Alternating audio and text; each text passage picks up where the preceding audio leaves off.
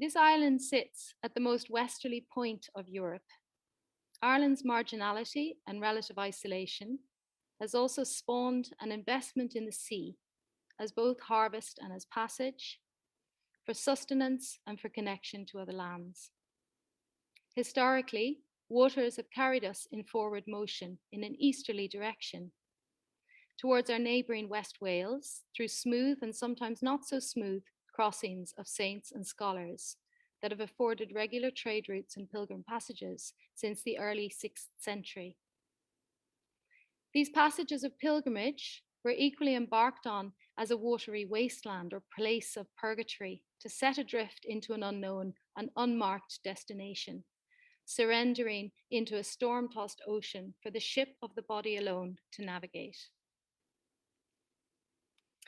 In his essay, Nature, Culture, Seawater, Theory, Machines, Anthropology, Oceanization, cultural anthropologist Stefan Helmreich reminds us how water is not one thing. For natural science, water's own effects are dependent on both its state, whether solid or liquid or gas, as also its scale, from a drop to the ocean. Water can provide a salty embrace for the wild sea swimmer, or the turbulent threat, as in the mythical seventh wave, where boatsmen would count as a means to launch their vessels. Water is a travelling landscape, operating through a space of flows and dissolving time. Its movements can be tracked through both past and future flow. Water, and particularly oceanic water, project a kind of fictional unity that has been widely misinterpreted as non-space, allowing free passage from one landmass to another, and providing a kind of proxy for the global commons, a kind of lack of fixity of any common ground, temporality, or space. And this weekend, we celebrate the more exploratory aspects of water and its healing powers, in particularly thinking about thresholds that exist between our own fluid bodies and the watery places that they inhabit and immerse themselves in. Water, certainly in COVID times, has arguably become a collective healing, as witnessed in the surge of wild swimming clubs and other socially distanced waterborne activities. So, what then are the particular atmospheres and socio-materialities that can be produced in relation to water landscapes and forms? Historically, wave observations up until World War II were conceived of through their interactive frequency, very much as we would interpret light or sound or radio waves. So waves were tracked through ocean storms, imparting energy to water and creating swells that would move across the sea with definitive wavelengths and periods.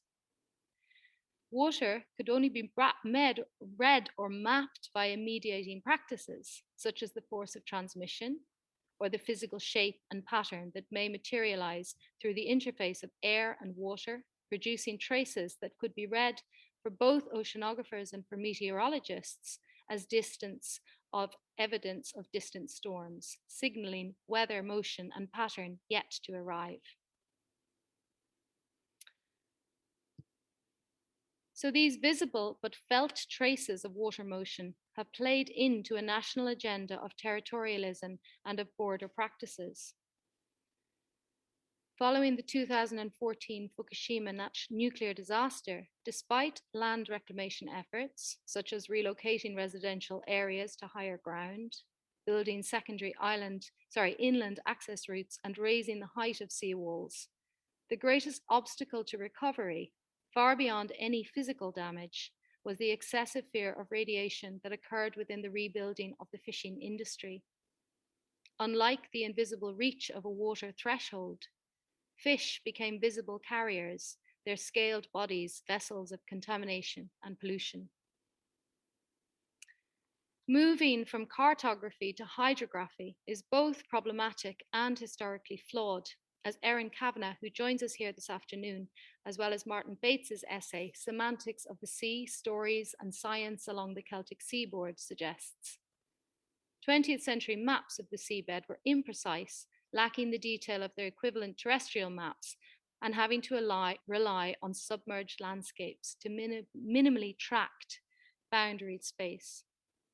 So then early mapping efforts are articulated, as we see, through geology and archaeology, relying mainly on recently dried lands through slow processes of glacial flooding. Such an historic ambivalence around demarcating fluid states has arguably allowed hydrocolonial enterprise to extend its maritime reach, whilst at the same time relapsing state border control and exceeding human rights at sea through fluid and migratory codes. And we're frequently reminded of how oceanic border policies operate through both rhetorical effect as also punitive measure, where inhabited migrant boats that have well exceeded both their capacity and their safety can simply be returned to a watery non-destination. In her essay, Sea Change, Performing a Fluid Continent, Margaret Wherry locates the Pacific Islands as giving us some of our first climate change refugees, as rising sea levels swamp their seawalls and salinate their water tables.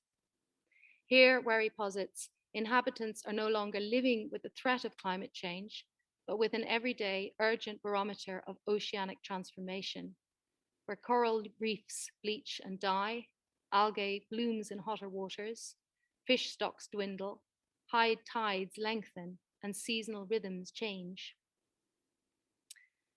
These, as other smaller islands, operate very much as a microcosm of the globalizing world, where they expose dynamic and changeable site conditions more responsive to local ecologies and economies than their landlocked counterparts.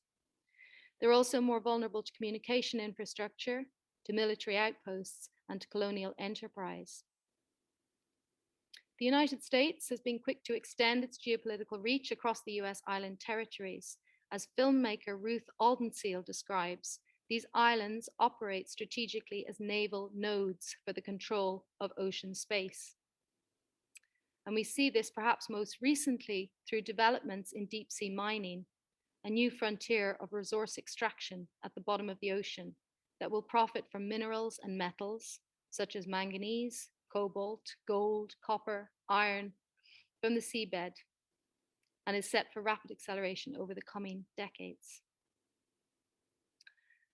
Returning to our shared research interests this weekend, we look forward to welcoming our keynote speaker, Alejandro Fried, who joins us from Canada on Sunday and will address his recent publication, Changing Tides, an Ecologist's Journey to Make Peace with the Anthropocene.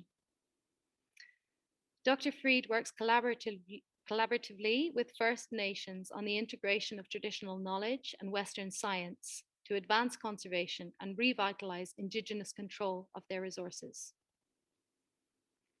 Reflecting on marine ecosystems across northern British Columbia, Fried asserts how many Indigenous fishing practices are contingent on collective, value-driven, and typically place-based knowledge practices and beliefs that persist over expansive timelines, passed between generations, and evolved through shared cultural practices. Such adaptive behaviors clearly support a long-term, place-based knowledge, as well as a capacity to respond to environmental change. Also this weekend, we welcome Arctic char specialist Sean Kelly, who joins us from the inland fisheries to present on marine biodiversity in Ireland.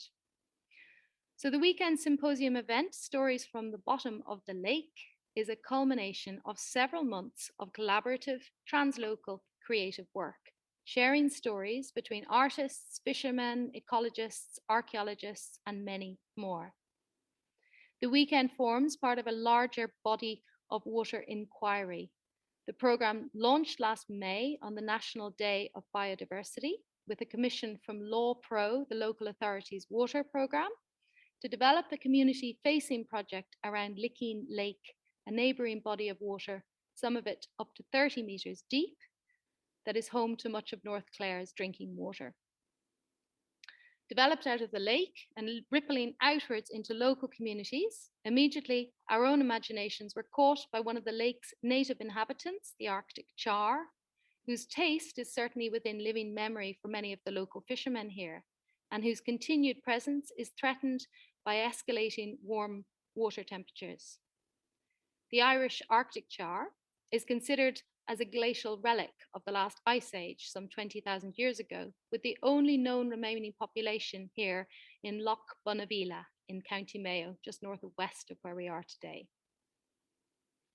And coming back to the location of our symposium today, we join you from the historic spa town of Lisdoonvarna, where up until the 1800s, or the late 1800s, upwards of 20,000 visitors would come annually to take the waters, a slow Victorian healing cycle that involved both imbibing as also studying or reading the water. The water that flows here from the springs has its origin at Slieve Elva, which is the second highest mountain in Clare, from where it flows underground into limestone passages until it reaches the soft and porous Clare Shale at Lisdoonvarna, lending its precious mineral deposits to iron, magnesium, and sulfur wells that surround us here. Maria and myself are delighted to bring together this weekend so many distinct and diverse international critical voices in what we have come to describe as a choreo-curational practice, expanding our own movement relationships with land and sight and beyond, and inviting others through parallel water stories and practices to join us, touching on ecosomatics, geomythology, biodiversity, and experimental heritage practices, to name a few. Creevagh Collective explores transdisciplinary approaches as a way to interrogate our relationships with land. Our practice in and of place, then, supports a contemporary, critical, experimental working practices alongside community-based new genres of collaborative performance, all of which focus on the interconnections between ecologically attuned debates, new and emerging transdisciplinary knowledge practices, and artistic approaches.